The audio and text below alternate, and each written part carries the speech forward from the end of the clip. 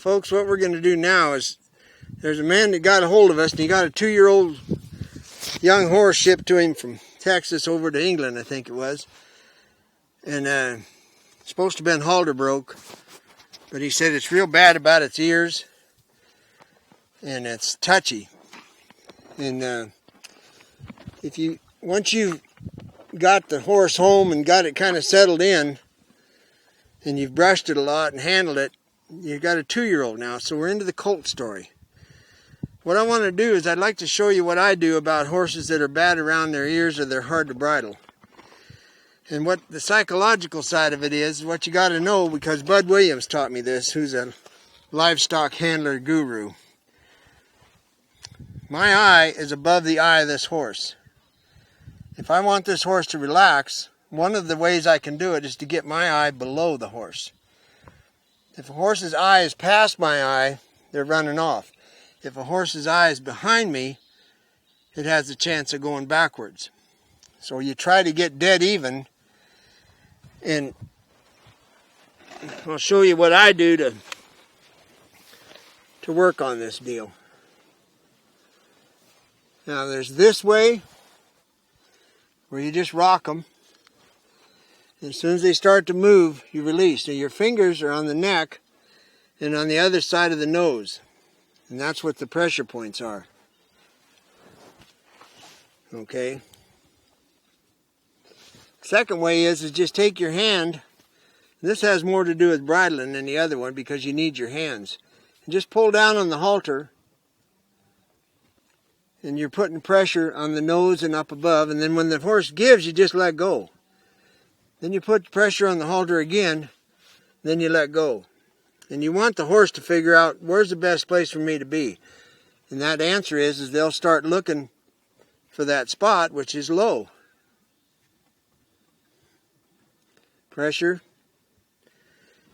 Now this little parlor trick is, the goal is the only rule you have is that you can't get off the chair. Now, don't get all twitchy because you don't have a nice chair like me. You can do this on a 5-gallon bucket.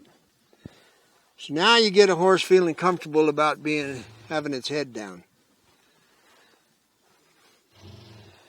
Now your hand, if you've got a horse that's bad about its ears, you're going to have to start back here. Now if you think it'll slap you on the head, then you just simply start here, brushing,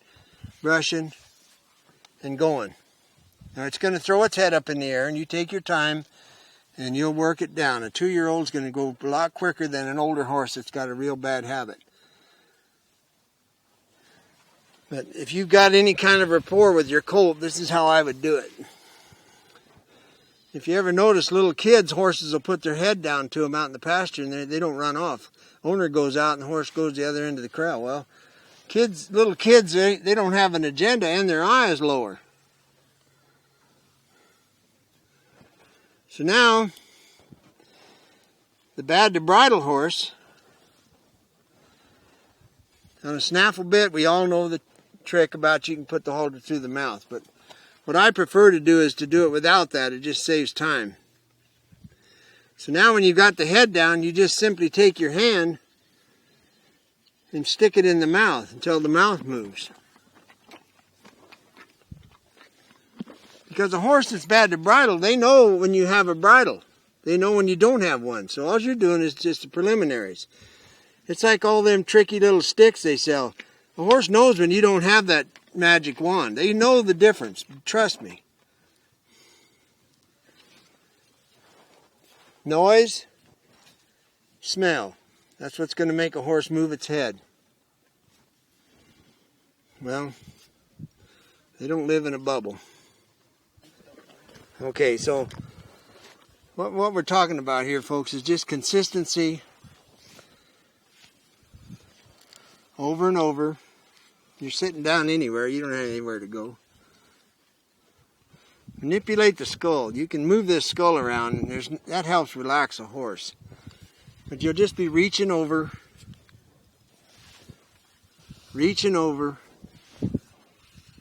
Now remember, if it's a bronco, don't do this. If it's a horse that you've got a good rapport with and it's not trashy, this is how you would get it done. If it's a bronco, you got to do it standing up. This is too dangerous, but I got a feeling that the man that got a hold of me, he'll be just fine. So that's how it works. Now, horses look, and one of the reasons they look is because they smell something. That's why people, they say my horse is real spooky on a windy day. Well, that's because there's 10,000 smells going through his nose. Horses are sensitive, remember that. So when you're all done, you just keep staying with it, and you'll have that horse's head all the way down here, and you'll just be rubbing it. Now remember, you keep your face out of the way. This right here, the orbit of that horse can break the orbit of this human. Real easy. The nose, it's real easy to break. So just stay with your horse, take the time, and have the patience. Alright, now I'm going to move on to bridling a horse. And if you set on a stump and get them good about lowering their head and feeling good about things, and you can reach over into this right eye, which incidentally, a lot of times that's how this starts, is because you sucker punch them. You come flying into that right eye and scare them. Now, this part of my arm is the pressure, because now I need to have my hand here.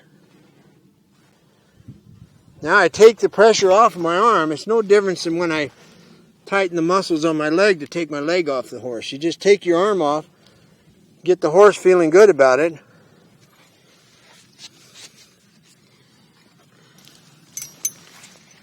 Don't worry about the reins. Don't be concerned about the curb strap. Now, because a lot of people have asked me, or asked us, this is the missing link snaffle. Okay? This is the bit that I invented. If you want one, you just get a hold of Deb and she'll let you know how to do it, or I guess you get it right off of the computer. But the reason I came up with it is for English riders to give a brand new concept to their horse, which is known release, and let the horse relax and roll the cricket. The cricket is the one that the horse is able to talk back to you and let you know where they're at. For colts, a lot of people like to start their colts in a snaffle. Well, the cricket helps with nerves, and it also, once they get onto it, they like it. There's no way that you're going to cut a tongue on a horse that won't bend in the middle. This is bent so that it'll slide across, and it's also a sliding ring, and you'll hear this sound of a horse picking the bit up. So once again, you take your time and let them understand it, and it pays off in spades. Now the other thing, which is mostly nowadays, is this is a transition bit that you work your horse on that's 10 or 12 years old, and you've been yarding around a snaffle for 10 years. This is how you transition into a Western bit. It's a solid mouth with a cricket, get it? So they get the feel of that, and then when you hang the actual Western bit on there, now it's just adding the leverage behind the chin, which is the curb strap. So, you got your horse feeling good, to where you can put your hands between the ears. Now this isn't about the left hand mainly, it's about the right hand. You get your hand under the bit. You've already stuck your finger in their mouth. So you just put your finger in their mouth again and you lift with your right hand. Everybody tries to push a bit up. Just use your right hand. That's how it goes in. Now down the road, what I like to do with my horses, when I hang a bit on their head and I offer it to them, they take it. I don't put it in their mouth. They reach out and open their mouth and take it. And all that does is take some time and the horse to understand, and pretty soon when you touch here, they'll open their mouth. If you need to help them, now just lift with your right hand. And what you want to do, this came from work horses. Work horses that are 17 hands and weigh a ton, their head's up here. You got to teach them to do this and to take the bit. That's how I learned from watching an old teamster show me how to drive a team, and his horses just reach down and put the bit in their mouth. Head in a good position. Right hand holds the headstall. Left hand comes underneath. If you need to, just put your thumb in between the front teeth and the back teeth. and lift with your right hand. When you take it off, it's your right hand again. You don't pull a bit out of a horse's mouth. You just lower your right hand and let him spit it out.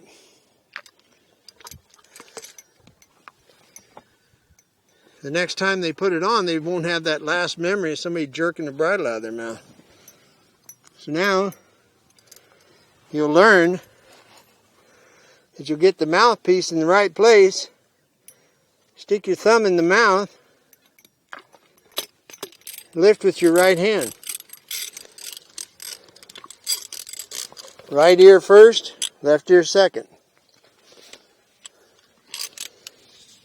And the mule thing, I figured out that you don't have to unbuckle a headstall to put a headstall on a mule. All you do is school them like this. Now you've got your bridle on. Put it in your left hand and point that big ear this way and go like this. And point that big ear that way and go like that. And they're just fine. Now, something else to remember when you're bridling a horse, your feet shouldn't move. If you start chasing your horse around the barnyard because it's pulling its head to the right, then you haven't done your homework. Because that's their first instinct, is to go away from you. Well, hook the headstall on it or your hand, and now you can keep the skull where it belongs. Prepare your hand, come underneath, reach in with your thumb, be ready to raise your right hand, point the right ear, point the left ear, and you're bridled up. And I think you figured out by now that you can't train a horse, but you can outlast him. If you hurt them or scare them or smack them in the teeth, they're going to get to where they don't want to do that. Okay, if they're just flat out being rude, then you get set up like I've showed you and you'll be fine. Now see, this is a horse that chooses not to take the bit.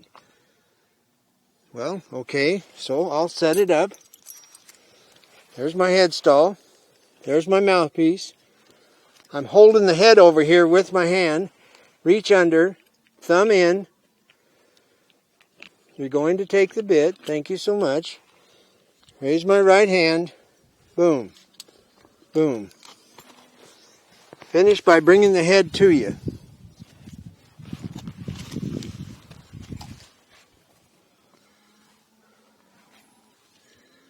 How many times can you do it? You're not going to wear them out. You can do it a lot of times. 20, 30, whenever you want. Now somebody asked me about cowboy shoeing. And I'm not sure why, but I will address it. There's 3 things you should never learn. Shoe a horse, shear a sheep, and milk a cow. Okay, so if you know how to shoe, which I do, I've shod my own horses my whole career because that's just the way it was with me full-time cowboying. On a ranch, you just shoe your string. That's pretty much it. Some guys, if they hated shoeing or didn't know how, they'd do some trading. And believe me, if you know how to shoe a horse, that's good trading material. The whole deal on shoeing for cowboys is that I've been told by real people, horseshoers, cowboys can't screw it up because they don't know enough. In other words, we just get iron between the feet and the ground. And a little trivia for you. When you get done shoeing a horse, just lead him through mud, then nobody can tell what you did. Oh, and by the way, if some barstool bull rider wants to tell you how to shoe a horse, just hand him the tools.